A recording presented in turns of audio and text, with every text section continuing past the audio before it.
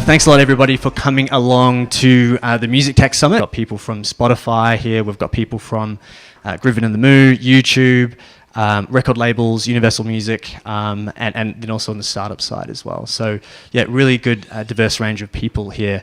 And tonight we are talking about how AI potentially, if it could create the next hit song, and really awesome to have here Stephen Phillips, one of the founders of Popgun AI, as well as Bob Moz, who runs Techstars Music, which, maybe I'll hand it over to these guys now. Introduce yourself, tell yourself a little bit, and then I think we've got a presentation which they're going to take you through, and then at the end of it we'll have some questions. Hello. Hey, I'm Bob. This is Stephen. I'm Stephen, yeah. Okay, so we promised we would do this. Makes us uncomfortable, so we'll do it fast. How I got here, I originally worked at Yahoo Music. Following Yahoo Music, I worked at a startup called Topspin. We made direct-to-fan marketing and distribution software. After that, I was the head of music at Twitter, where I worked with Stephen for a short period of time. We can tell you about that over beers. And then now I'm the managing director of Techstars Music, which I'll tell you all about in a second. So questions about past stuff, probably better for beers and after school. Yeah, I'm Stephen. I'm a software engineer, 25 years. Last 10 years I've worked in the music industry. I was the leader of We Are Hunted, which was a music search engine that used to produce a chart of stuff that was going to be popular in a few months from now and became pretty popular. We built it in Brisbane over the course of 2 or 3 years, and we moved it to New York City in 2011. I sold it to Twitter in 2012-ish, 13. I then worked at Twitter in product and engineering and stuff for 2 or 3 years. I've since returned home and still working in music again, and I'm here. So before we do the show of hands, you work for a record label or a promoter. You work on the content side of the business. A little higher, cool kids. Okay, show of hands if you work in established tech, Spotify, Google, YouTube, Facebook, Twitter, Atlassian, whatever. One, wait, come on, really? Okay, startups. Okay, what does everybody else do? What am I missing? Press? Press? Yeah. Some? Okay, cool. All right, should we do this? Okay, show of hands. Do you know what Techstars is?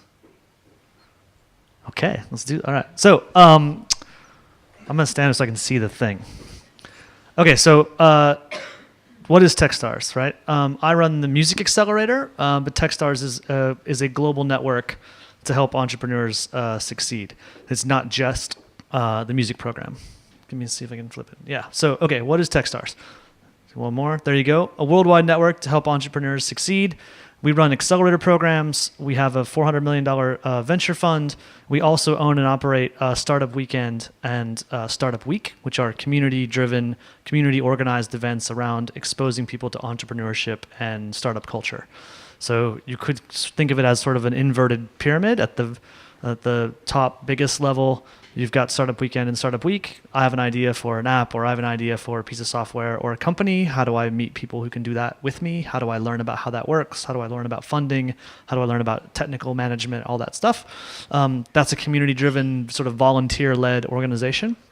Then you come down that pyramid a little bit, and you have our accelerator programs. So about 1% of the people who go through Startup Weekend and Startup Week are eligible and talented enough and skilled enough and have interesting enough concepts to become companies we invest in, right? And those investments happen through our accelerator programs, which I'll talk more about in a second.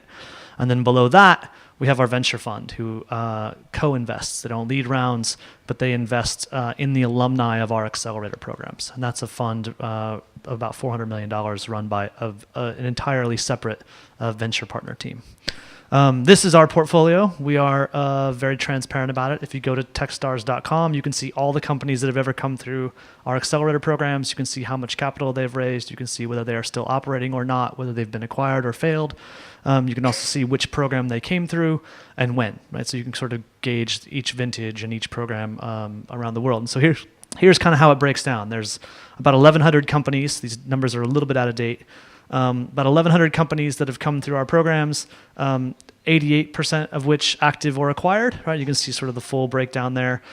Part of the reason for that is that we've grown so rapidly over the last 4 or 5 years, so there's a lot more new companies in our portfolio than old companies. But it is also true that our portfolio companies outperform the market. By way of example, our friends at SendGrid, who are happy to be here tonight and are so helpful with their startup accelerator programs. SendGrid, Techstars Boulder class of 2009. It will be our first IPO, I think, out of our portfolio. If I'm not telling a secret, I'm not supposed to tell. Other companies that have come through that: DigitalOcean, Localytics, Sphero. Right? Everybody in here likes Star Wars? Nobody. This is a safe place, nerds. So this is a safe room. It's okay. Anybody have a BB-8 that you can drive around? BB-8 droid? That's Sphero.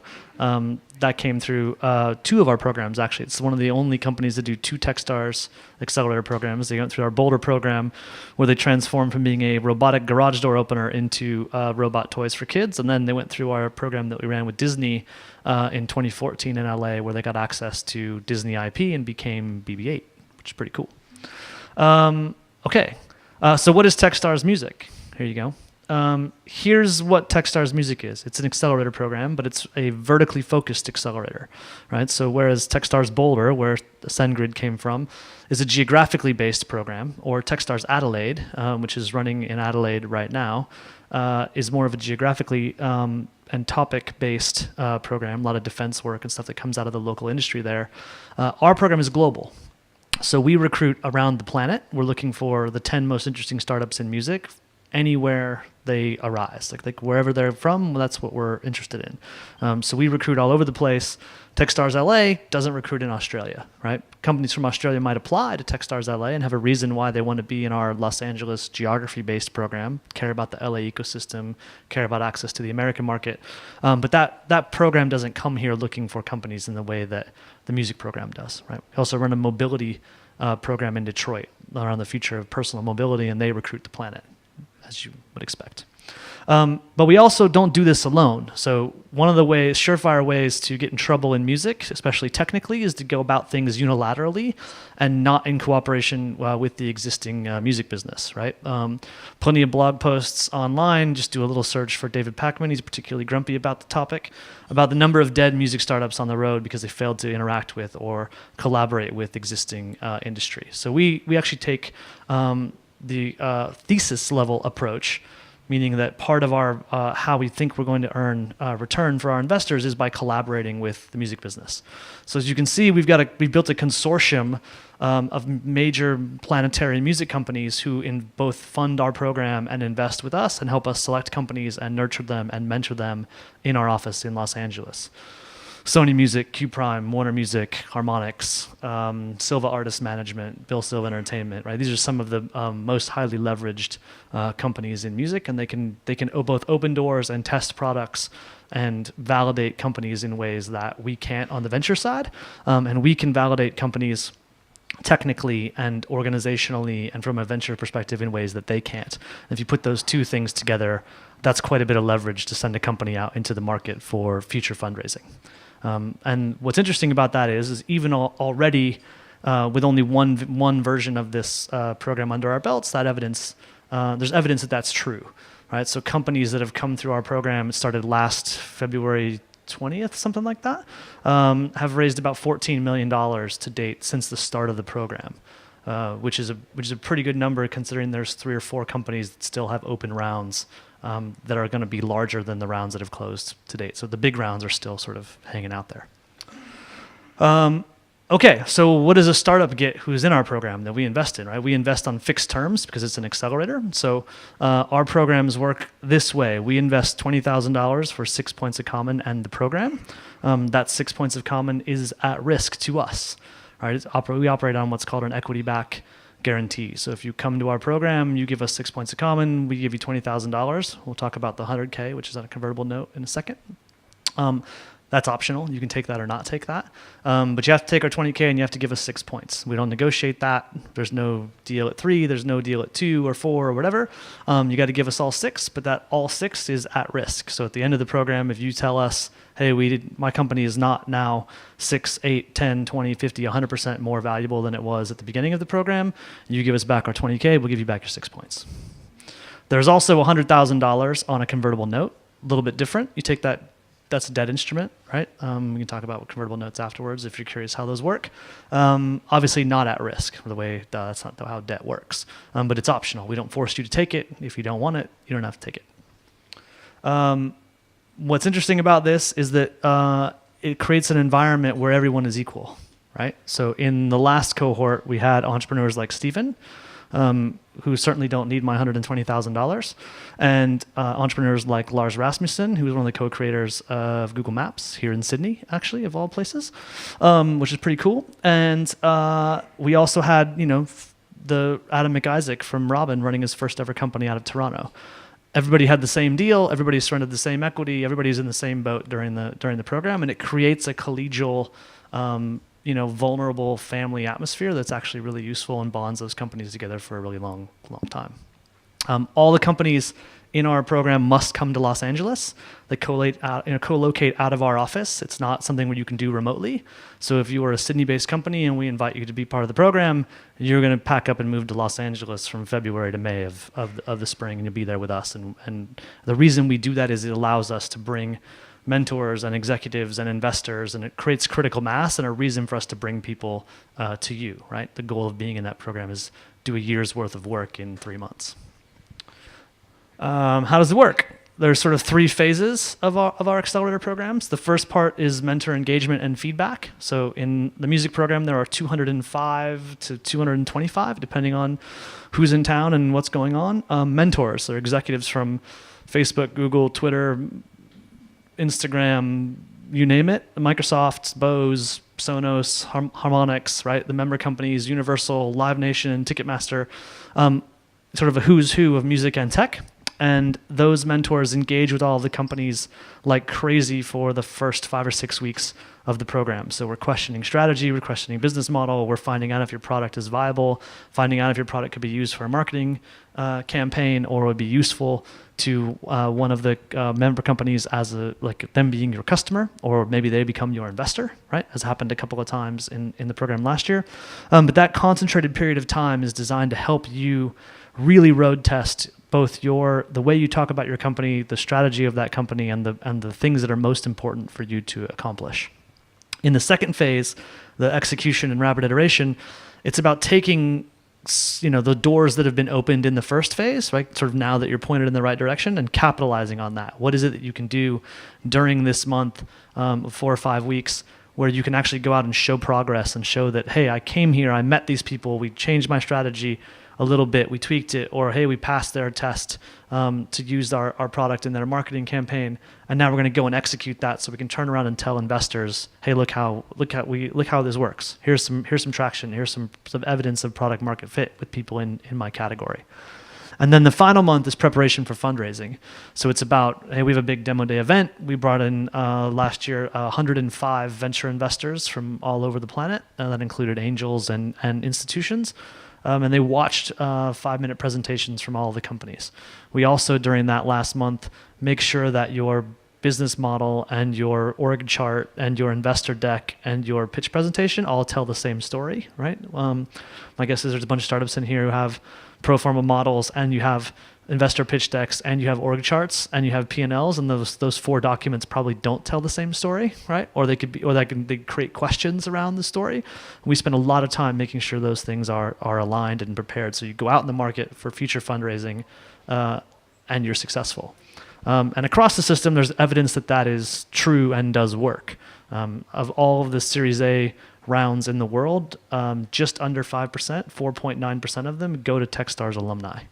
So that number is higher and better than any accelerator program anywhere on the planet. Like, there's no other accelerator that can match that number. Okay, so what do we invest in? We invest in companies solving problems for music. I like to say it this way: we don't invest in music companies. So that means we don't invest in companies that are labels, create content or market it, or manage artists, right? We're not investing in music companies.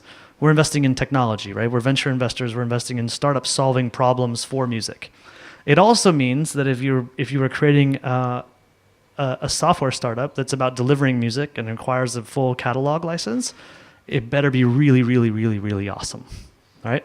The economics of a full catalog license are still TBD, right? Then it's hard for us to invest in that. So a lot of times people hear, oh, Techstars Music, how are you going to find 10 companies that are music startups that are worth investing in? And the reason for that is we say it's easy because we're investing in e-commerce companies and we're investing in crowd safety, right? And event safety. Right? How do we keep 60,000 people safe if they're all assembled somewhere? How do we communicate in crowds? Rights and royalties. How do we track, distribute, move, and flow funds? Right? There's a lot of innovation in that space over the next 4 or 5 years. Like a lot been in the last 2 years, but there's a lot more to come in the next 4 or 5. Music education. How do we teach kids music? Right? We still, at least in the U.S., we're still teaching kids how to be part of the big band. There isn't a single 7th grader in the world who cares about playing the oboe. Show me one, like prove it, right? Like, and yet we've got a bunch of 7th graders trying to learn how to play oboe and clarinet. Kids make music with buttons and keys. We should be teaching them music that they like and care about. It gives them social capital and makes them feel like they're part of the planet. So we'll look and invest in that. We'll invest in artist discovery, right? There is an incredible supply of content, right? One of the problems of music is sort of unlimited supply. How do we curate it? How do we pick? How do we find things that are worth investing in? How do we find things that are viable products? How do we know ahead of time what's going to be interesting and what isn't? And how do we make things that people care about? How do we deliver them in ways that they like? And then content delivery and infrastructure, right? How do we make the content work, right? One of the great drivers of subscription streaming that never gets written about is the penetration of LTE. Right? If you look at the global penetration curve for LTE and broadband access on mobile devices, it looks pretty highly correlated to the rise of subscription streaming. The Spotify product of right now is really great. It's a perfected 1.0 product, but it's not that different than the Rhapsody product of 10 years ago, right? It's maybe 15% better, 20% better. But the fact that we have LTE in our pockets makes a dramatic difference on the viability of those products, right? So investing in infrastructure and content delivery and the way we deliver things to people and the way people access it, that stuff matters to us. And those are interesting investments for us and very technical. And then we invest in new music experiences, right? In the current class, so 2017, last year's program, we had Lars's company Weave. They make adaptive music. That's a new music experience. It's music that's remixed on the fly based on your biometrics. So if you're running down the street, you're going for a run, listening to music, every foot falls on the beat. All of your action and your heart rate and your intensity is driving the way the music is synced to your activity. And then finally, as a way of a segue, Stephen looks at me like, shut up. Machine learning and AI, which brings us to our conversation tonight, which we have sort of ham-handedly designed to be as educational as we can make it. I'll talk about it a little bit as we go around why we invest in it and why we think this is such a vibrant and giant opportunity category-wise. And Stephen can talk about the actual technical bits, and we're going to do a little overview of sort of what's happening in the category. So hold your questions until we get going a little bit, and then if you have one that you can't possibly wait to hear the answer to, then shout it out, and we'll try to tackle it. Cool? All right. Cool. Stephen Phillips. Hello, thank you, Bob. So we were part of Techstars. This is my team. That's what I got you. I'll tap it because I want to do the music parts. Oh, right. I'm going to play you some music. So this is my team. This is what a software team looks like nowadays. This is us at Techstars. we came together in December last year. When I came back from Twitter, one of the problems of music search and discovery, which was my specialty, was that we had no idea what the music signal ever actually was. All the tricks that we used at Hunted and the tricks they use at Spotify that lets you do recommendation is all built around metadata. We don't know what this song is. We have no way of processing what the audio is, but if we attach enough content to it, we can use it to recommend it. With that, there's some big problems. One of them, the core ones, is the cold start problem of we can't recommend you music until enough people have listened to it and given us data that we can use to understand what that signal was. But in about 2016, the Google team, the Google Brain team, they did a whole lot of work around speech recognition. There was the rise of GANs, a whole lot of new neural networks. For the first time, we could start to understand raw audio, which for me, as someone in 10 years I've been working on music, was game on stuff. As in, for the first time, we can start to try and understand music at a level that, so we seem to do so effortlessly. We're able to certainly immediately hear a song and know if we've heard it before. We can sing along to it. These things feel so natural and simple to us, but as programmers, it's a complete mystery. Everybody in machine learning, so my background's in machine learning, let me explain what machine learning is. Normal programmers who you meet, they take data, they encode in software languages the rules, and if you combine rules and data, you get a result, and we're all familiar with how that works. Machine learning flips that. You take data, and you know what the result you want is, but you have no idea what the rules are that will give you that result. And for the last 30, 40 years, people have worked for whole lots of ways of determining what those rules could be. And for simple use cases, it works pretty well. There's lots of old school models around machine learning that give you, all generally based on probability, that give you some pretty good ideas of, hey, these rules seem to work and give us the results we want. But there's so many problems, and music's at the very core of it, where what is the rule? How do we do that? Driving a car is a great example. We know that we can all do it, but teaching a computer to do it has been very difficult because we don't learn to drive a car by reading a manual and following rules. We learn to drive a car by driving a car. And no one can express exactly what the rules are they're doing at any point because it's, in our world, it's called incredibly highly dimensional, that data. We don't understand what those rules are. And a whole lot of breakthroughs in neural nets in the last couple of years gave us a chance in three directions. One, a huge abundance of data is now available to researchers. That combined with some really clever gamers worked out that you could use GPUs that are on graphics cards to enable you to do really high-speed computation that wasn't normally available. That combined with, that enabled them to have a whole series of breakthroughs. First with image processing, so to do image detection and machine translation, so language translation. So this is playing out over the last 3 or 4 years. And so AI was just kind of been a thing for the last 30, 50 years since computers first came around. Everyone started to go back and think maybe it's time that AI became something. AI and machine learning are generally interchangeable.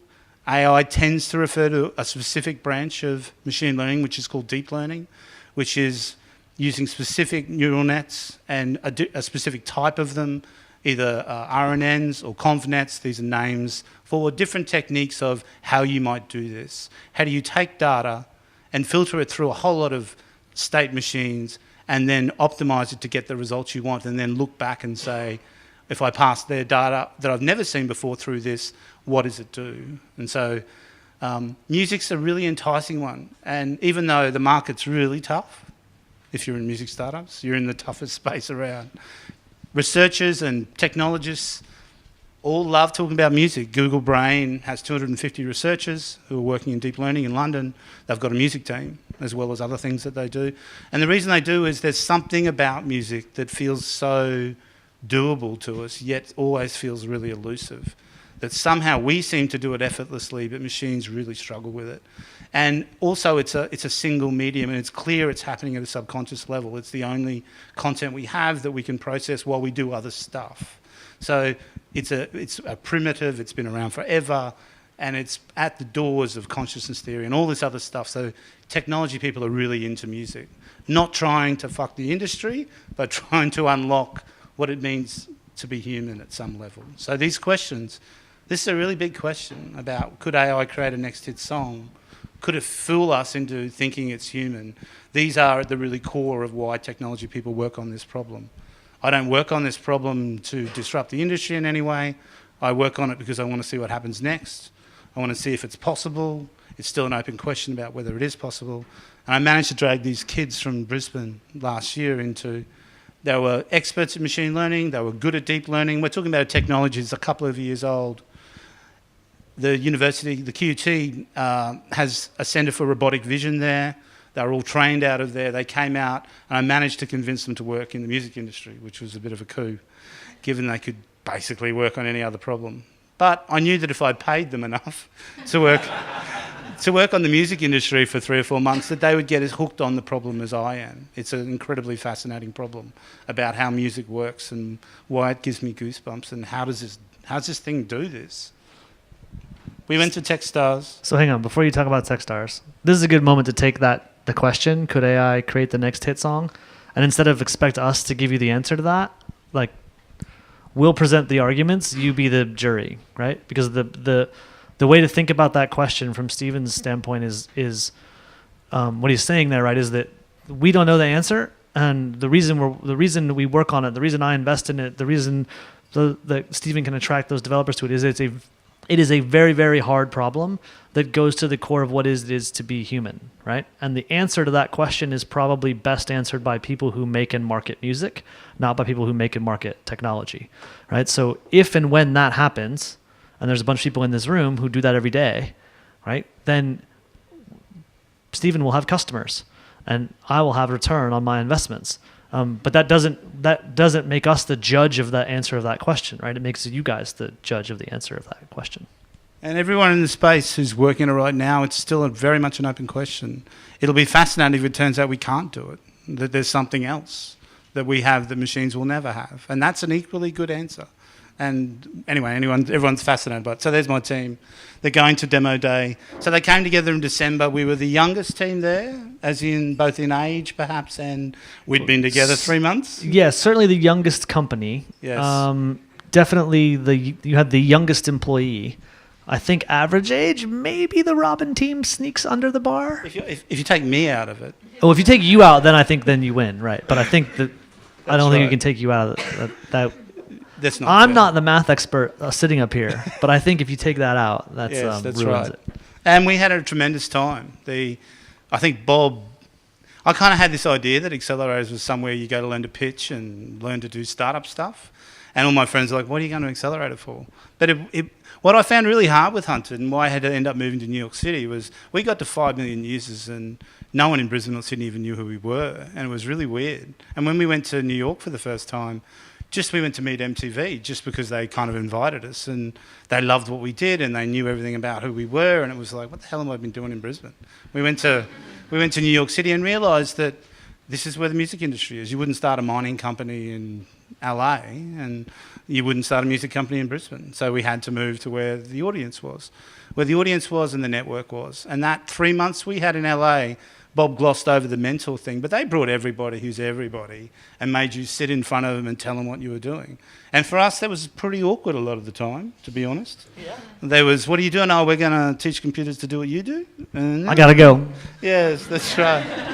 We had some pretty rough moments with people who were, and I totally get the visceral reaction of this is, why would you do that? How is this? Why would you do? Because I want to see what happens next is not the answer that they're looking for. To try and answer that question, as Bob said, I don't think we're the ones to judge. It's going to be the fans who judge whether there's going to be a hit song. But I thought the easiest way I could do it was to play you music. It's a music event. I'm going to play you AI music. I'm not sure if you've all kept up, if you've been following it, but what I'm trying to show you here is it was really shit for a long time, and it's got a lot better in the last 2 years. And it seems to be accelerating through a whole series of breakthroughs. And it's not just us in the music tech industry who are doing it. The tools we use are exactly the same tools they're using in self-driving cars. It's exactly the same tech that they're using for all of the other things. We just ride along. As long as you're good enough as an engineer to understand what the hell those guys just did, you can take it and apply it to your domain. It's all shared problem space. We actually treat music as images, and all the work that people are doing in image recognition is the same. We inherit all of that tech. So we're going to listen to a whole lot of music, and some of it's going to be really cool. A lot of it will be shit. Should we make them guess? All right, so we're gonna play what we think is the first proper record. First one that generally regarded as the first algorithmic This is song. how we go. And I'll see how long the audience can stand to listen to this. So this is a Markov chains. So Markov chains is a very old technology where you can take a whole lot of data, mainly sequences, and you can use it to predict. Given a lot of this is sequence prediction, music's a fairly sequence prediction thing. When I play this note, what note's most likely to come? And if you take a whole lot of music and you pass it through Markov chains, you can develop the probability of every note following every other note in the sequence. And you can make music, or you can make something that sounds like music. And this doesn't sound like music, but it kind of does. Yeah. The very first, 1959.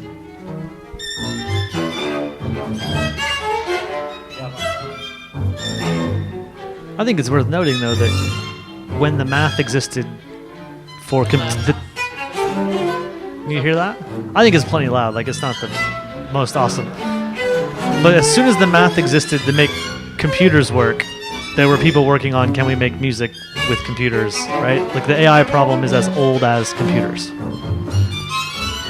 And what's missing there, that it sounds kind of music-ish, but there's no localized structure, there's no repeating patterns, there's nothing that we would define as being melodic. It's just making stuff that's kind of sound.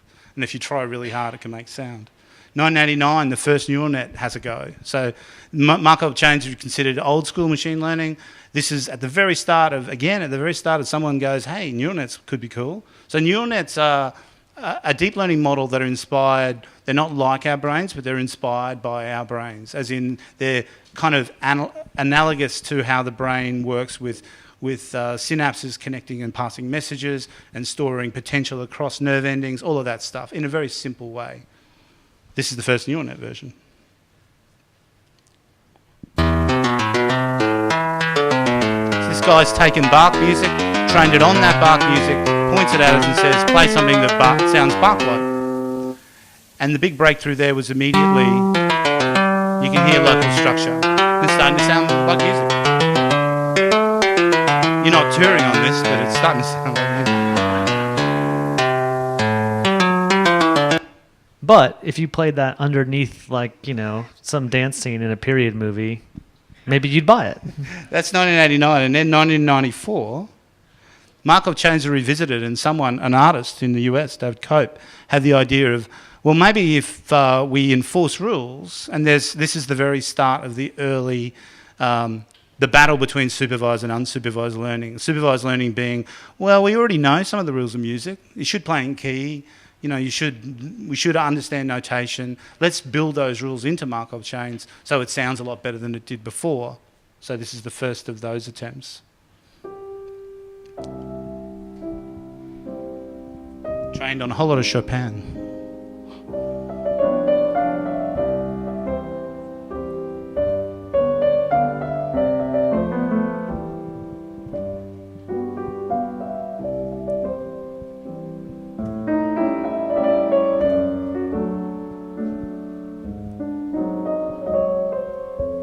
So, getting better.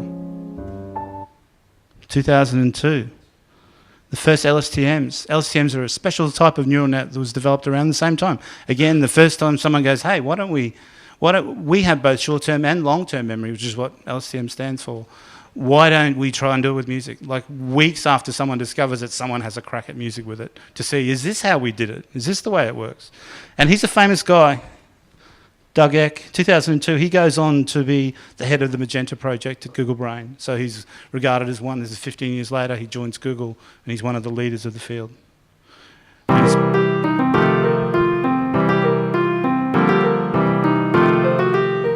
for the first time, you're getting longer repeating patterns in blues. 12-bar blues is a way to show that it can circle back on itself. It understands those things. No one has been able to get music to repeat like this before LSTMs.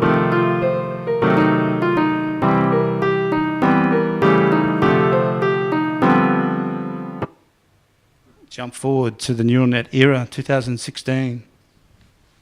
And a lot of you probably have heard this one. So this is the famous people as well. This is the Sony CSL team in Paris who released a song called Daddy's Car, and I'll play it, and then we'll chat it. Oh, about it. no, you give Play it context. first. No, you give context. All right, so show of hands, have you heard of Sony CSL? Okay, so inside of Sony, there are two research and development teams. One is a big R&D team that takes requirements from their product org. Hey, we need a faster DVD player. We need a VR headset for PlayStation. We need a mobile handset. We need something for our mobile devices, right? All coming out of iterating and improving on products they already have existing in the market. And that's like 1,000 people.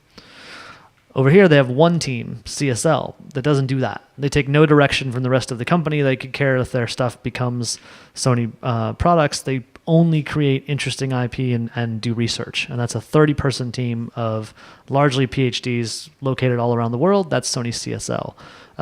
The guy who was running that on the music side, we'll talk about what happened to him in a second. Francois. So Francois Cachet is the guy's name. He is a elite jazz guitarist as well as one of the world's leading researchers in AI and machine learning around music. And they took a bunch of LSTM networks and a bunch of other rules-based AIs and trained them and asked them for different pieces of a song, took those out from a compositional standpoint, and then combined them, including lyrics, and combined them with human beings into this song, Daddy's Car, with the idea of let's make a Beatles song.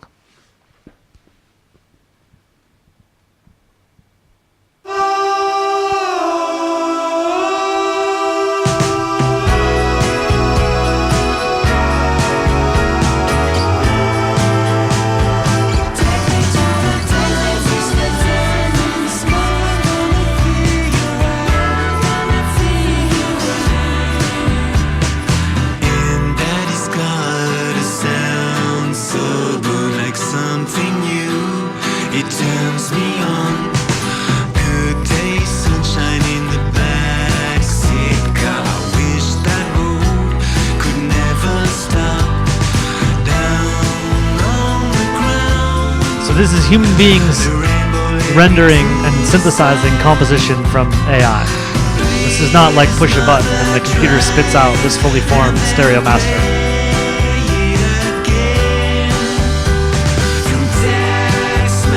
But to Stephen's point, getting a lot better.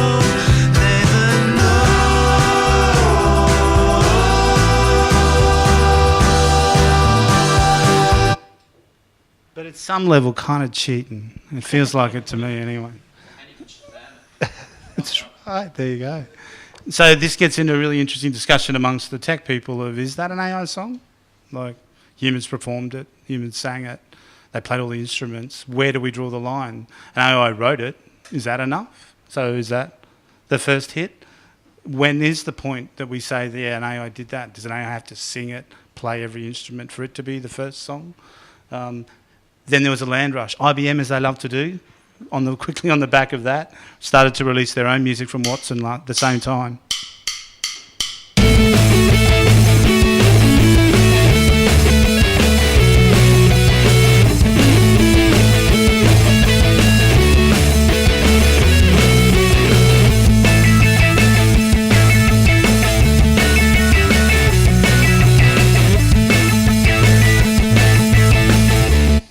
So my favorite thing about that, before we play this one, my favorite thing about that one is the comment. Can you guys read the comment? Go back a screen. So the comment is, now we need some vaporwave.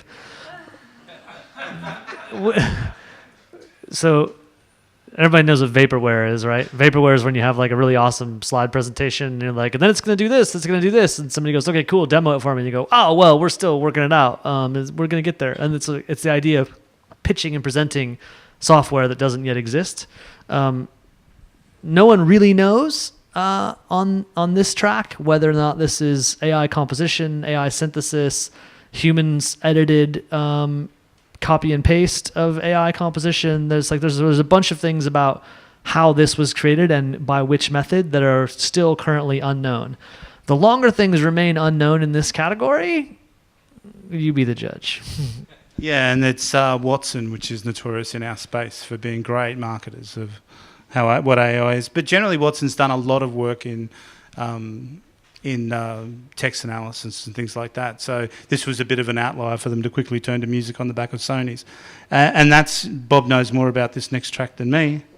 So this is Alex da Kid and IBM Watson, where Watson did sentiment analysis and social media analysis, and they used Watson and for image recognition, social media analysis, and sentiment analysis to create the themes and topics of this song. We were two dumb kids, full of grand ideas.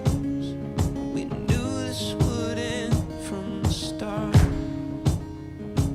It's not easy. No, it's not easy. It's not easy. So this blurs the lines even more. Is this an AI song? They didn't even write the music with an AI. They came up with the idea for the song with an AI. I say no, but still. Now, A&R people in the room? Okay, one. So if you use an AI to give you themes and topics around what you're composing, is it any different than typing half of your lyrical phrase into Google and seeing what the suggested completions of that phrase are, which, don't front, is like a major lyric writing tool, right? Is that AI? Right. Effective. And this was the thing that got me back into neural nets, WaveNet, which is Google's stuff. They've been working on voice recognition. Voice recognition, it turns out the best way to do voice recognition is to be able to do voice synthesis and generation, which is at first feels a bit counterintuitive, but once you learn it, it's such a beautiful idea. The way we understand something is we first have to be able to create it. And they developed two neural nets, one that can create voice and the other one that can tell the difference between voice and non-voice. And they just keep iterating until they get it right, which is a beautiful idea, that generation is understanding.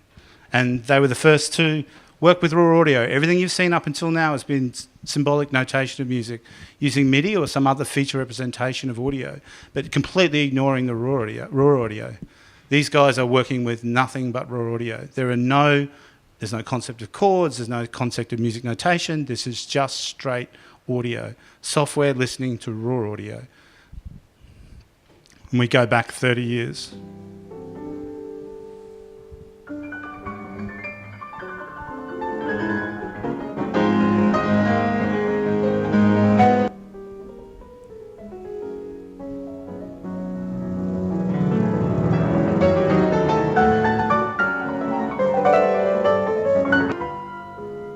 So it sounds like crap. It was very exciting for everybody in music, that perhaps now we can start to understand it the way that humans do it.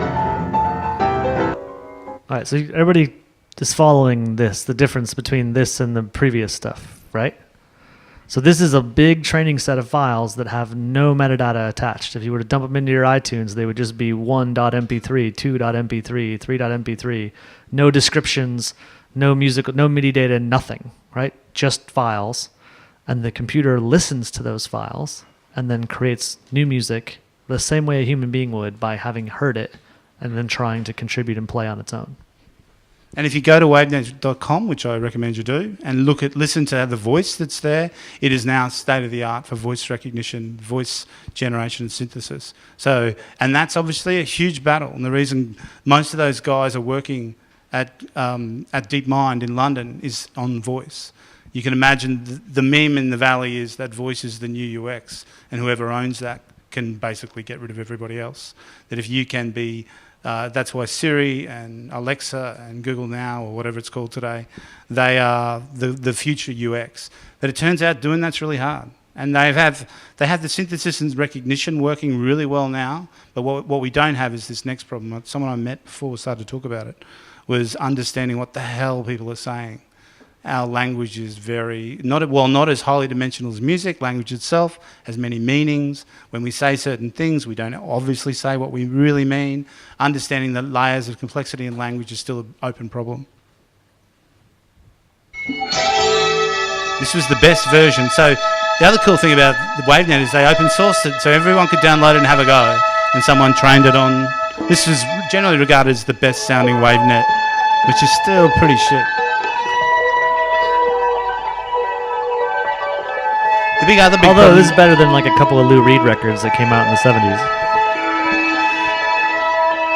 I won't torment you anymore with that. 2017, this year. So the big problem with that approach is it's too early. It takes nearly 2 weeks to train any size model, which means you can't iterate very quickly when you're using raw audio. So we're waiting for the next generation of processors to arrive so that we can start to work in raw audio. But there's been lots of breakthroughs from that. So the Google team went back to symbolic notation. They started to use their RNNs could they start to learn music without any assistance but from notation? And they developed their own feature representation. It's kind of like a pianola, like a piano roll, or a Turing tape, if you know what those things are. So they're not using standard MIDI, they're converting it to try and actually feel like, they describe it as, their feature representation is like looking over the shoulder of someone playing a piano and watching what they do.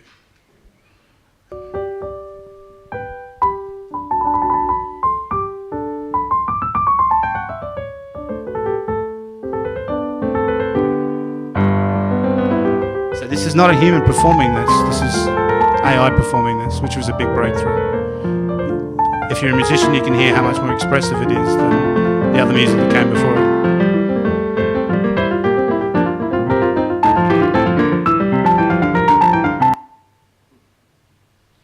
And then 2017 also, a startup that we worked with in LA called Amper have raised the bar again, and they're continuing in the Sony CSL tradition, where they are doing supervised stuff. They encode as richly as they possibly can the rules and laws of music into the software itself. They go and get professionally, Bob could talk more about what they do, professionally record all of the loops and samples that they can, and they're targeting, I'll let Bob know a lot more about Amper than me. Well, no, so also the cool part about this was, for a brief moment in time in my office, Steven's company and this company, Amper, sat across from each other, right? So this is my one little like future thing, is like, hey, there was a moment in time where the two leading AI companies from each end of the spectrum from a technical standpoint worked out of the same room, right?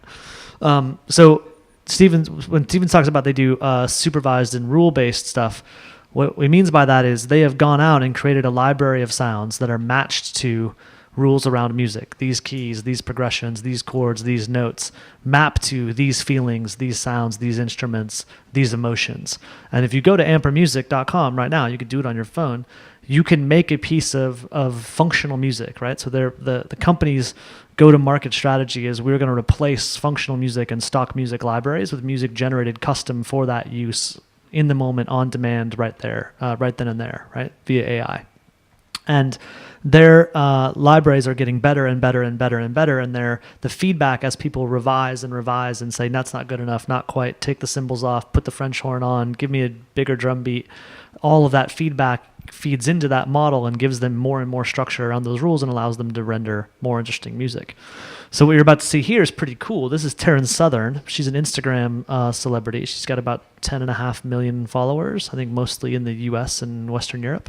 And she went on her own, self-served, to ampermusic.com, and made music and made music and made music and revised it and revised it and revised it till she liked what she got. Downloaded the clips, put them into Ableton or Traktor or whatever, and edited them into songs and sang over top. So what you're about to hear is a pop song that she released that's got several million plays on YouTube, has been featured on CNN and Fox in the States, and is entirely, from a musical perspective, created by AI, though edited and arranged, and then lyrics written and sung over top of by a human being. And this is probably the state of the art from a hit song standpoint. Yeah.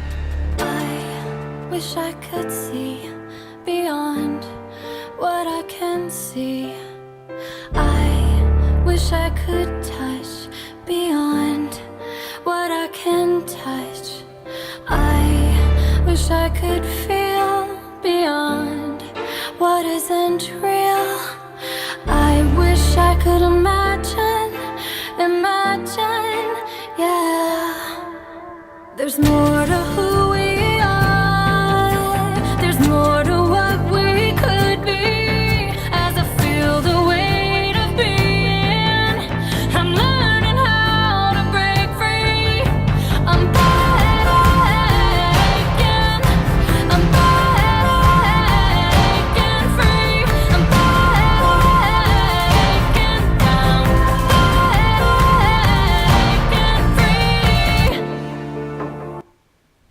So yeah, no musicians were harmed in the making of that song. It was Yeah, that's right. No studios, no musicians. Yeah. no, they just used Amper and sang over the top of it. Yeah, she did it entirely herself. That's right. So that's where we're at as far as that approach of music is.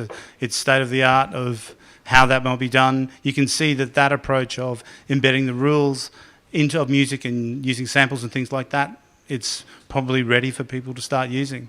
My world of, no, let's not do that. Let's see if we can learn the rules by just listening to the corpus of music that already exists, that we're probably back to early days. But the reason we checked on that is we've talked a lot about composition, and Popgun doesn't work on composition. We see that breakthrough in WaveNet meant that we could understand music and we can generate it. We can't just generate it, but we can understand it in real time. So what that means is for us, it was game on for a whole lot of new creative tools that can play in real time with musicians. So as you play, I can understand what you're playing and I can play with you. So it's not just composing and staving it, but responding in real time. And as any musician here knows, the best fun about music is playing with other people. And that's really hard when there's no other people around. So there's the promise of this technology was that you can play, that maybe we could imitate what it feels like to play with other musicians, which for learning, I'm told, is the fastest way for people to improve and get better, is to play with others. And for musicians and songwriters to be able to jam at any point you want with another human or pseudo-human AI, maybe let you uncover new boundaries. We're really inspired by this, by, again, Google's work in the Go. You would have seen that AlphaGo played last year and beat the world champion. It was a feat that everyone in AI said could not be done for 10 years, and they did it in the very first attempt. And the way that they did that is there's a really good blog post where the head Google engineers said that we will never learn to play Go until we learn to play Go. And what he meant by that was, instead of trying to look at the whole history of all the games of Go that have ever been made, that's like looking at a shadow on the wall. It gives you no experience of all of the decisions that weren't made, all of the how was I feeling at any point during the game. None of this information's caught in a transcript of a game. You will never learn to play the game until you play it. So they went back to the drawing board. They built a new neural net that could learn to play Go, and it was really shit. But they played it played until it got to a very amateur level. And they cloned it. It played each other 1 billion times, and it beat the world champion within a year. So that technique means that you can accelerate that growth. And we were inspired by that too. What we were most inspired by was the response to the only human who so far has played an AI, and that was that guy. And at the response after he lost that at the press conference, he'd said that at times it felt like playing someone who was superhuman, that it was making moves that no one in Go has ever made before. And I've been playing this game for 35 years and now I'm reborn, that I've seen that there's new ways to play. And as musicians, that promise that perhaps there's still music we have never heard, that this can bring us new music that's outside of what we can do, is a fascinating thing to me. And the path to that is we have to learn to play with humans first. And once we are good enough at that, it's game on to see what happens next. And Google guys are doing exactly the same thing. This is a demo. This is back to Francois in Paris. Back to Francois, and we're going to hit Francois, who's the very first to do this. And this is like 6 years ago or so. He's programming neural nets to play along with other people. The backstory to this guy, in the last month or so. He works at Spotify now. That's right. Spotify headhunted the whole Sony CSL group, and now who knows what they're doing at Spotify.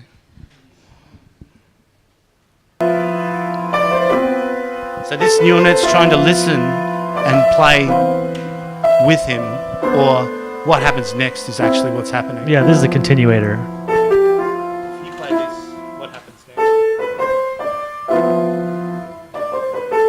That piano's playing itself.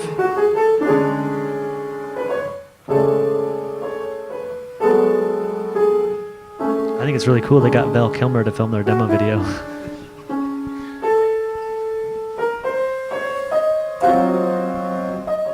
So if you want to learn to play music with somebody else, the first step is you have to be able to predict what they're going to do next. So this is why this is the first problem everybody's working on. And last year, the Magenta team, the Google Brain team, they won the NIPS award for the best demo at 2016. So the NIPS conference is where all of the luminaries in deep learning, not just music but across the whole industry, go, and they compete to have the sexiest demo, and this one won. No one had done this before. This is the end of 2016.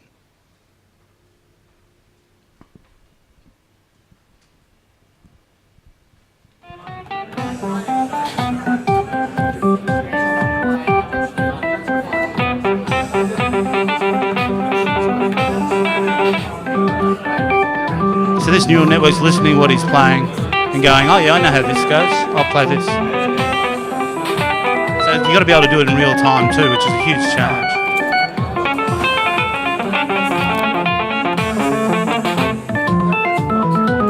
So the other music I was playing you before, they'll often spend several weeks running and training the model to be able to produce a single song. This is doing it in sub-second. It's a big deal. One thing you'll notice, musicians in here, this is a monophonic response, right? So no chords, just notes. So that was our inspiration to go to Techstars. We went to Techstars as a young team. They were deep learning guys. I was the music person of sorts who had some connections in the industry. And our challenge was, can we do better than that? And the next step for us was we had to be able to do polyphonic stuff. So could we understand chords and predict chords and play chords and do things like that? So this is the demo we showed on stage. It was much longer. This is only 30 seconds. But this is the demo we showed at the end of Techstars. I'm showing you this because I'm going to show you some other videos that we recorded yesterday, and you'll be able to see progress over the last 4 months for my team based in Brisbane. Yeah, this is, you got to introduce her. Yes, we call our AI Alice. It stands for something nerdy. I don't remember what they named it. What you're going to see is Angus is one of our software engineers. He's going to play, and Alice is going to predict what he's going to play next.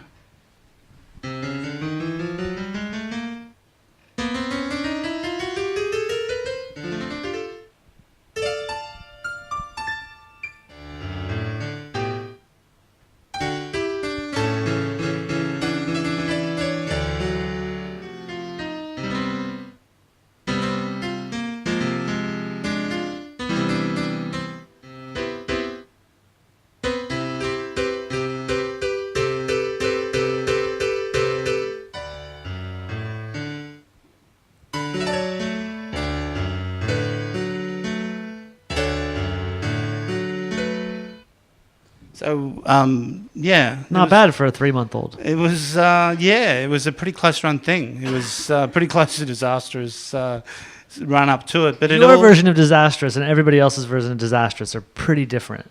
Yeah, so it was... but shit, we can't go on stage. We got to go home. It doesn't work. How about we try again tomorrow? It didn't work until days before. Anyway, that's where we were at May. So this was last month, and it's call and response still. We're now working with a professional musician, Sean Ferran, who's one of Australia's best piano players, who has helped us tremendously.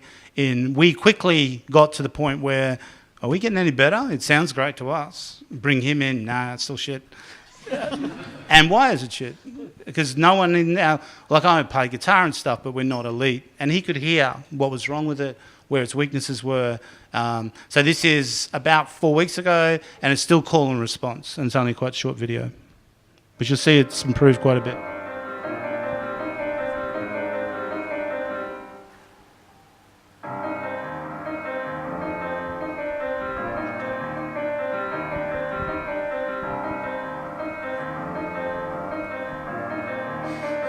It's cool because it kind of changed it to meld it too fast together. It's kind of cool.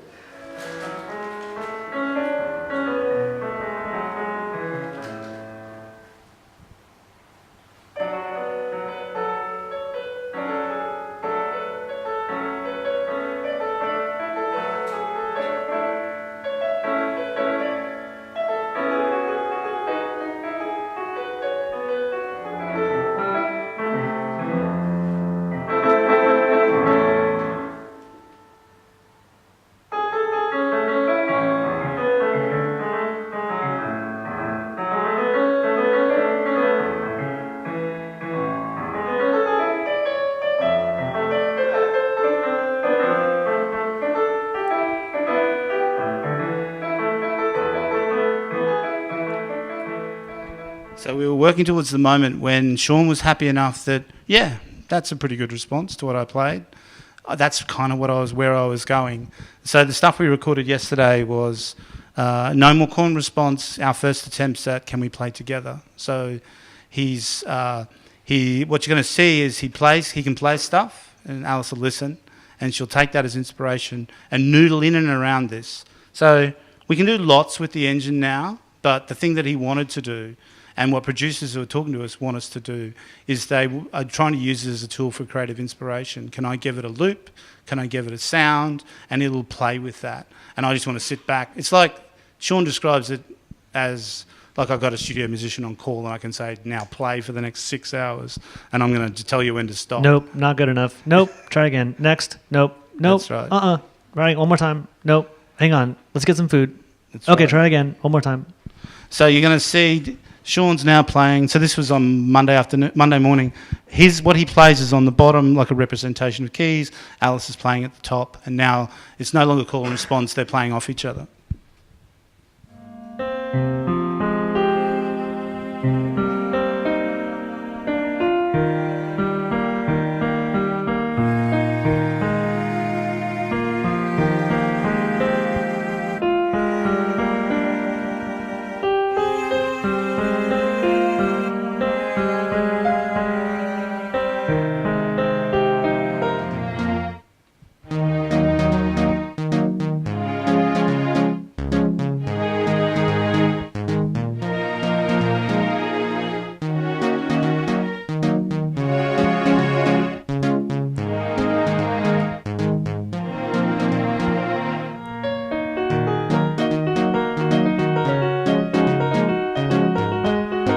So this is, he played with us for an hour and a half, and he's just improvising.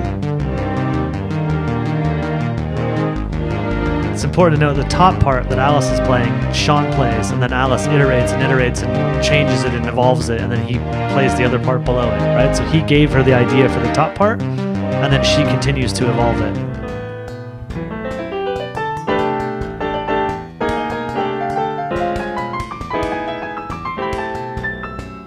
You should notice some of those, she's playing lead and melody and he's playing harmony. Sometimes he's playing lead and melody and she's playing harmony.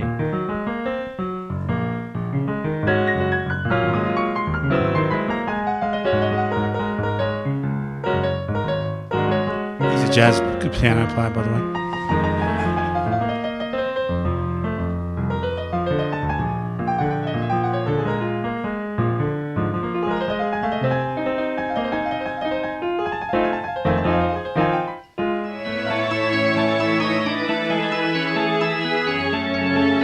He really loved the idea that he can, in an hour or so, come up with things that aren't songs, but they're bits and pieces of songs that he wants to revisit. And we're starting to get to the point where he goes, can I take that with me now? Can I start to use this?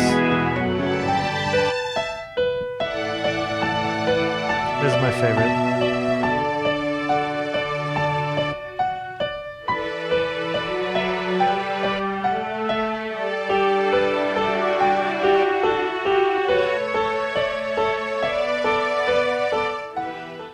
So that's completely unsupervised. It's trained on a whole lot of, about 8,000 classical songs is all it's ever heard. And we take that and we split it into small fragments, millions of pieces. And it's using a causal convolutional net, which means that we are basically turning it into images. And we're looking at it and going, oh yeah, I've seen something like this before. This should be the next bit. And there's some tricks to be able to do it in real time, and there's tricks to be able to do it while the other guy's doing it to listen and play at the same time. It's still really early days, but we've been pretty cool, excited that we've made progress. It feels better than what it was a few months ago, and it's been great to have Sean to come. And he comes in every Monday and spends 2 hours with us to play with Alice and to tell us are we getting any better? Because it was a huge problem for us. How do you know if you're getting any better at this type of stuff? Music's completely subjective. So that's Alice at 9 months old. That's right. So we talked a lot about composition and collaboration. I'm just going to quickly finish off by just touching on AI's use in a whole lot of other ways. The first is dealing with raw stuff. I'm just going to let this play. The Google team released a product called NSynth, which is a demonstration called NSynth, which you can take sounds and combine it to come up with completely new sounds. And the producers have reached out to us. They really love this idea. They're looking for sounds no one's ever heard before. They want to take a singer's voice and what was it? What did he say to me? I want a singer's voice and I'm going to match it with a Lamborghini and we're going to make something sound completely different. So this is all possible now because we can understand raw audio and start to combine it. So NSynth can take any two sounds and let you blend them in new ways.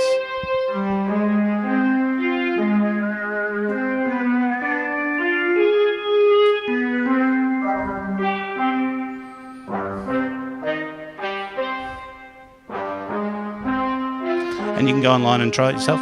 It's a great demo.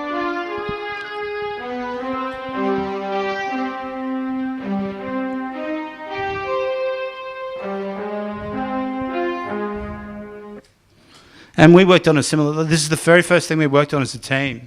I worked in search for so long. Hunted was all about, could I work out what's going to be popular before it becomes popular, and which is a search discovery problem.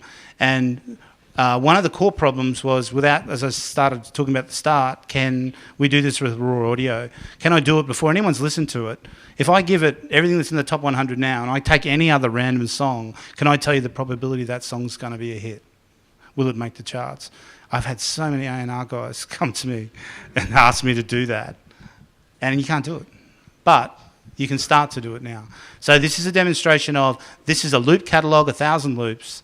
Can we pick any random loop from there and then find the other loops that sound most like this? This is going to be cool. You're going to see it inside all your DAWs and all that other stuff where people are starting to solve that pain in the ass problem of which loop do I play now? I like this loop, but which one's like this? This type of tech will work. Not quite. Almost there. Next Yes, one. that's Nope. right. Nope. Maybe. And ultimately, it will become that problem where you'll be able to scan SoundCloud and go, this sounds like stuff that we like. You will be able to define that. We started working on that problem, and it's hugely difficult. And loops works because it's generally a single instrument. It's short, and it's not, in our terms, it's not very highly dimensional. A song is incredibly highly dimensional. When you say that song's like that song, what do you mean when you say that as a fan or an artist? What part's like that part? It becomes a very difficult problem. But with loops, it's quite clear.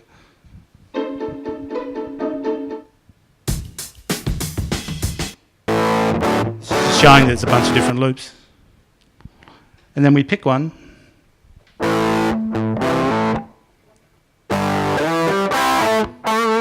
This one's finding all the grungy guitars amongst the needle in the haystack stuff. So you're going to see that type of tech start to emerge indoors. We were able to do it within about a month of first starting and realise, well, there's no product here. If we can do it in a month with a bunch of kids from Brisbane, that a lot of other people can do it too. Well, I think you'll see a bunch of that stuff in the loop libraries, right? You'll see that stuff in other places, which is interesting if you are tracking the growth of those businesses, right? Splice being kind of the leader of that, right? Doing several $1 million a month. Like, it's a meaningful business. What percentage income increase does Splice enjoy if suddenly their entire loop library and catalog and preset library is searchable by similarity rather than just metadata, right? A lot of what kind of consumption or engagement boost does SoundCloud enjoy if their catalog is searchable by content rather than by metadata, right? So those things will start to pop up. They'll come in, to Stephen's point, where the clips are the smallest and most isolated and the simplest. So there's an advantage for Splice in that sort of category. And they'll come sort of to the organized stereo master pop song catalogs last because it's a computational, it's really heavy lifting on the computational side. And there's a phrase in the AI world called the AI winter, which we've lived through many times, where AI seems to go and then flatter out and then and this could happen next as well. So the answer to that question is really hard. AI looked like it was going to do... There's a very famous meeting of the top AI researchers in the 60s who basically said it will work it all out and it'll all be done in the next 6 months. And here we are 30, 50 years later and we still really don't know. So the answer to this question is really hard. It feels like at the moment to people... And it's hard for people like me who work in it. It feels like every time when I wake up and look around, it seems to be moving very quickly. But it could all turn to shit next week as well. So. All right, so unscientific poll. Show of hands, when you walked in here, you thought we were closer to AI pop songs than you feel now. show of hands, people who think we are further away from AI pop songs than when you walked in. There you go. That's good question. Define a hit. Define a hit, right? Like it is. I'm at the point personally where if tomorrow the most played song in Spotify was written with an AI, I would go, yeah, all right. And if took 10 years, I would also be like, yeah, I can see that. And that's it. Questions, right? Q&A? Maybe cold beers? I've got a few questions for these two, and then we'll throw to audience questions after that. So maybe we'll just wait for Steve. Oh, no, I'm parched, but it's fine. No, You want this no one? it's fine. Oh, no, I'm good. No, sure? I'm Okay. joking. It's totally... Okay, cool. So, what was interesting, what you said before, when you played that Daddy's Car song, like you said, it does sound kind of cheap. That was kind of fascinating. Did I say that? Yeah, a little bit cheap. So do you think that we could get to a point where AI could actually replace musicians? Well, on that Amper song, it clearly did. So, yeah. We're there. We went past that last Okay. year. Bob? You don't need a musician to create what she did then. Okay. Whether that means that musician no longer exists, I don't think that's the same thing. Agreed. I also think that elite musicians are elite musicians. And if you don't have access to elite musicians and you go and make a thing, that means you are a musician, right? So in that case, that was Taryn Southern being a musician and a songwriter and a performing artist. So it wasn't like musicians got replaced. It was that she played a new instrument that didn't exist before. She played Amper, and she made a song out of it, and she's a musician. So the idea that there are these special people in the world who are musicians, who are a different kind of people than everybody else, and is an interesting argument, right? Because everybody should be able to express themselves. And as a listener, what you care about are the ideas and the emotion and the artwork. You don't care how well the musician tuned their instruments, and you don't really care where they recorded it or how they recorded it, right? What you care is the output and the art and the way it makes you feel. And so in that case, she's the musician. And it could be that what Amper has made is a really incredible musical instrument. Okay, but say there is a track that's completely created by AI. Who then owns the copyright? Is it the programmer? Is it the person using the software? Is it the software itself? Depends on the business model of the company that created that AI. So in Amper's case, if you go to Amper, there are various price points around control of the rights, right? There's a totally royalty-free version where you own everything, both sides of the copyright. And there's one where you own the master and they own the publishing, and there's a bunch of different ones. And those are all negotiated. So the law on that is exactly the same as it is if you and I go write a song tonight and decide we're going to record it and set it out. Whatever we record in our contractual agreement is the ownership. It's not inherent in the creation that there's ownership there. So maybe you get paid to write the song, and this happens all the time. An elite artist will say, "Hey, I'm going to record that song, but I'm going to need a quarter of the pub to put it on my record," right? So that's it is all up for negotiation. It's what's I think where the interesting questions are from a legal perspective are what happens if it sounds like something else, right? And there's been a bunch of really interesting case law over the last couple of years in the U.S. that have really blurred what the sound-alike stuff and how that functions. So if you made something and it sounds like some other existing composition, that's where there's some really open if it was made by software, depending on how that software was trained, it may have you may either be able to say, hey, it is downstream of that song, or it has absolutely empirically, from a black and white nature, no connection or knowledge of that song whatsoever. Yeah, there is one of the questions we get asked all the time is how you train these things, and if you train it on copyrighted material, where do you stand on that stuff? So, these are not questions I answer. Okay. I wait for the lawyers to arrive. Okay, so given how advanced we are, we have AI musicians basically. Should artists be having discussions with their labels now about negotiating AI rights? So this came up during the program in like a really like dreamy, and there was at least 4 beers deep around the table, around could an AI that trained exclusively with an elite artist continue to make music that you would recognize as the output of that artist after that artist had died? That was kind of the philosophical conversation. And the universal answer was, I have no idea. That's really interesting. I don't know. Everybody kind of fell back to, well, whatever you negotiate will be what happens, right? Whatever you've agreed to under the laws of your arrangement, like that's the what could be set out. What I think is interesting is that artists have an incentive in the long run to have AIs that belong to them, that are part of their, just like artists have proprietary tunings and setups and pedal boards and presets and filters and sample libraries and loop libraries and snare sounds, right? They have things that are proprietary that belong to them, that they collect, that are out of their sort of all the things they've consumed and collected over their history.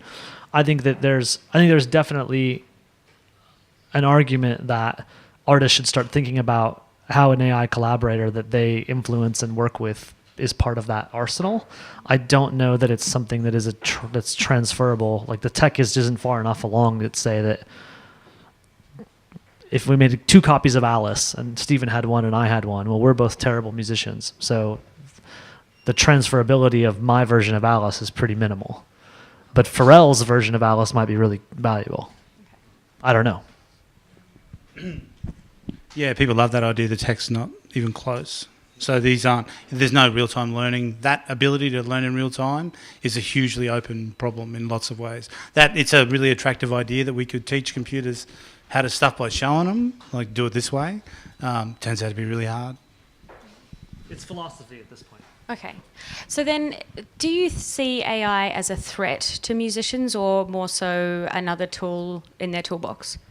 Yeah, I mean, no, I don't think anything about it is a threat from my personal standpoint. I think it just makes, there are 7.5 billion people on the planet. The more of them that can express themselves and create interesting ideas and transfer artwork and communicate with each other is a good thing. The more the merrier, in my opinion.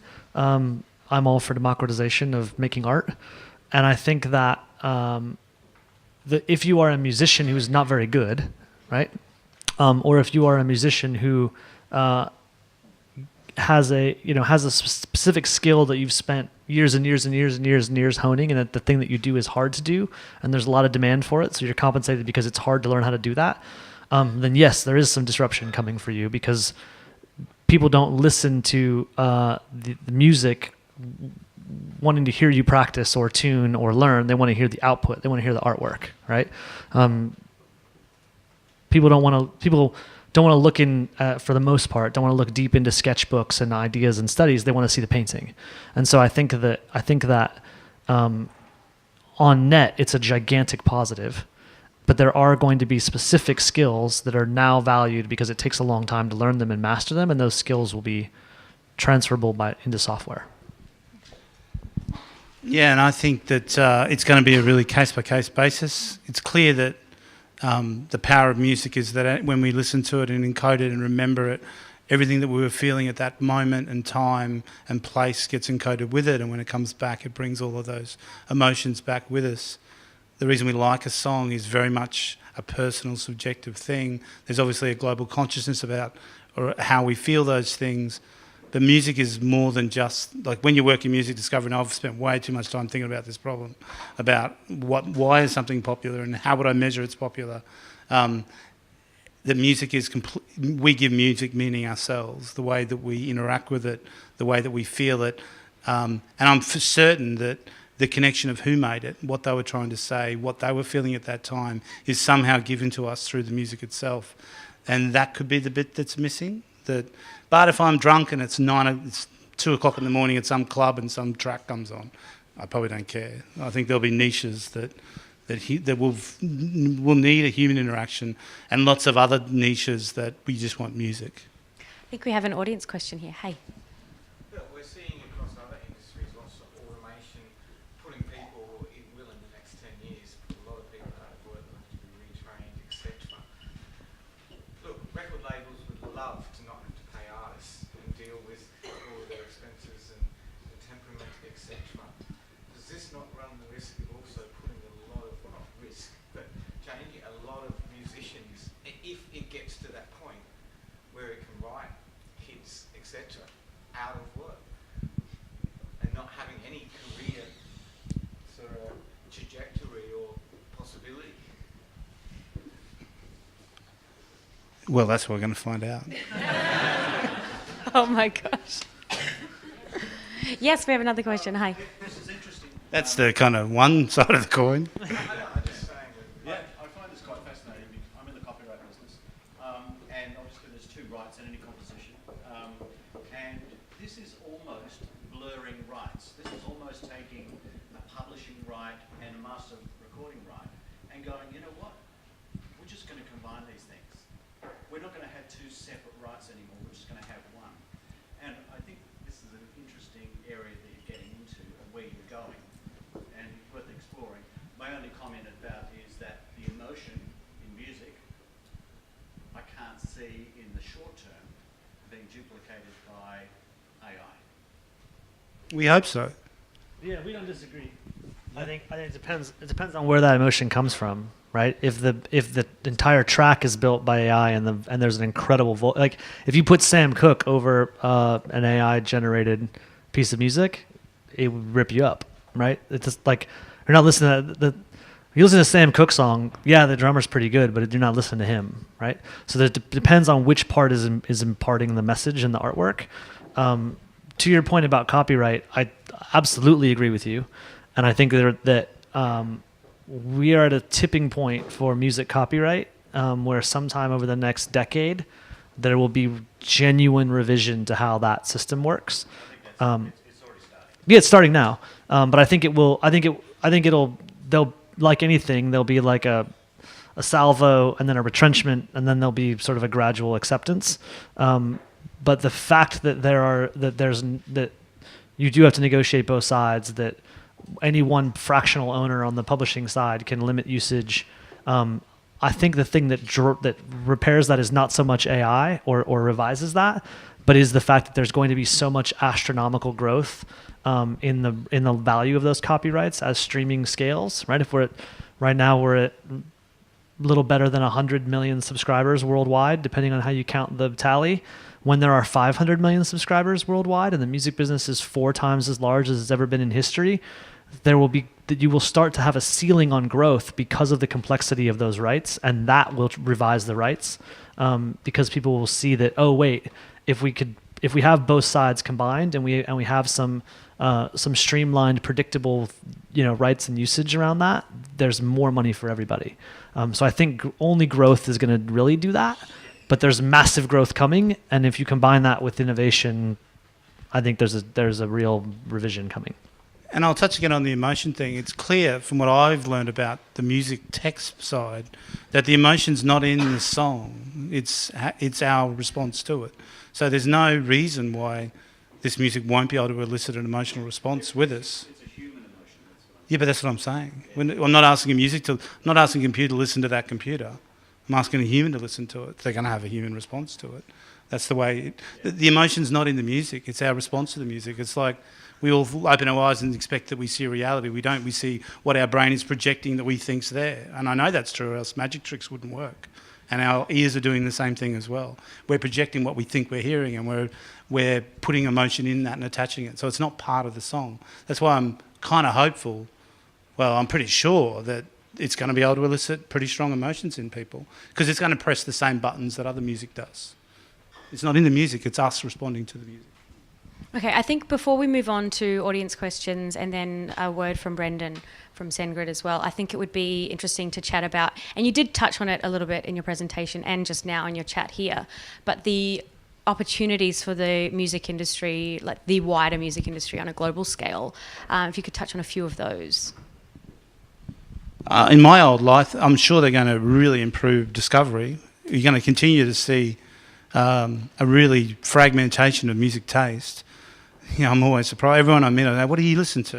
And everyone listens to different stuff. And when you kind of think that everybody's got the same taste as you, it's incredibly diverse. And it's the trend that I'm seeing from the guys at Spotify are telling me on their data that it's continuing, that the niches are getting stronger, which is great news for musicians at some level. Well, it's not such a concentration towards the top. We're going to see more and more diversity. Big problem for that is then you've got a search problem. How do you connect people to the audience? How do you find what they like? And this AI tech is going to make that promise of perfect playlists every time, giving you the song you need just when you need it, getting in the car and knows, oh yeah, I need that. This person needs to hear this now. That type of thing's going to come through for sure. People will listen to more music than ever. I think they are already.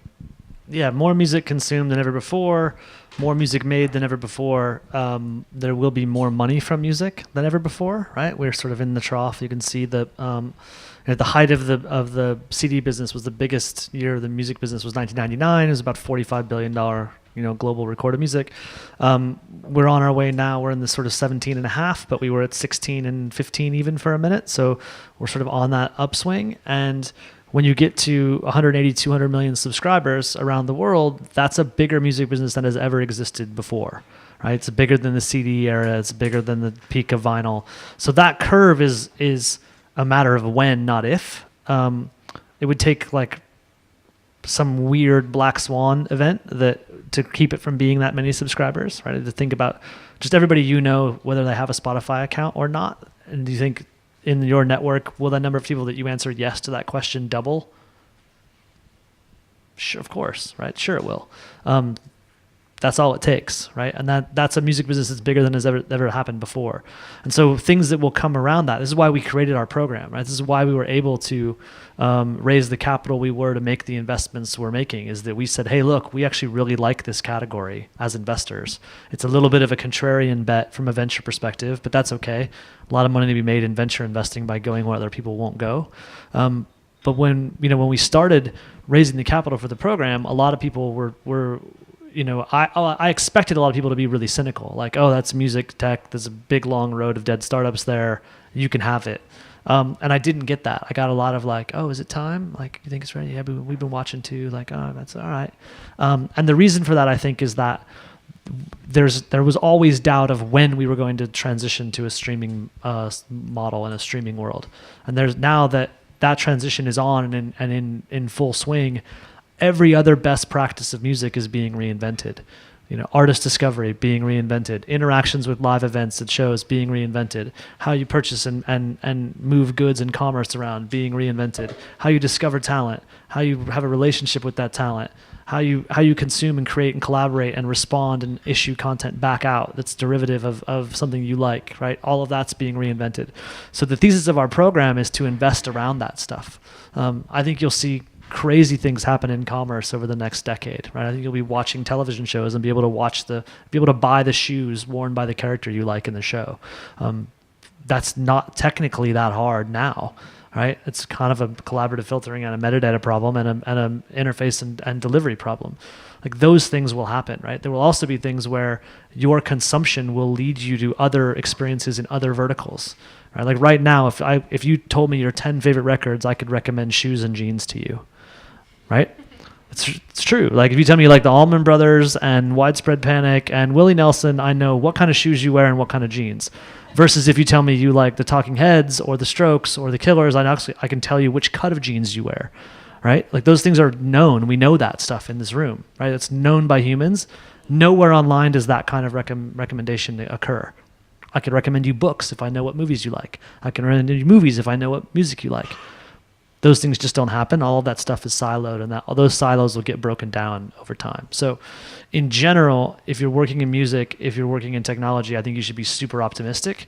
It is not going to be easy. It's going to be a lot of pain and suffering and a lot of transition. But there's nothing but opportunity.